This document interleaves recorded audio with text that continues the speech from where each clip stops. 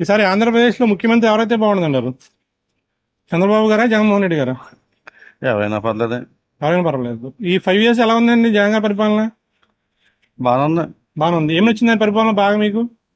Education education. ఇంకా ఇక రాజధాని 3 పెట్టంటారా, 1 పెట్టంటారా? ఒకటి ఉండాలి, రెండు ఎందుకు? ఓకే. ఈసారి కూటమి కలిసింది కదా, కూటమి అన్ని కలిసారు కదా, టీడీపీ, జనసేన, బీజేపీ. ప్రభావం ఉంటుందంటారు ఈసారి ఈయన మీద? ఏమైనా ప్రభావం ఉండదు. ఏముండదు. కలిసిన మొన్న ఇప్పుడు వైసీపీకి ప్లస్ అవుద్ది. ఏ విధంగా అంటారు?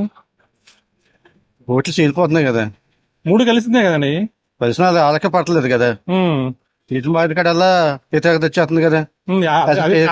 ఎలక్షన్ లో అనగా అది కామన్. అదే మైనస్ అవుతుంది కదా. అదే మైనస్ అవుతుందా? ఓకే. మరి జగన్మోహన్ రెడ్డి గారు ఈసారి సీట్లు చాలా మార్చారు కదా, ఎందుకు మార్చారంటారు? ఆయన ఫాల్స్ అయింది. ఈసారి ఎన్ని సీట్లు వస్తాయంటారు?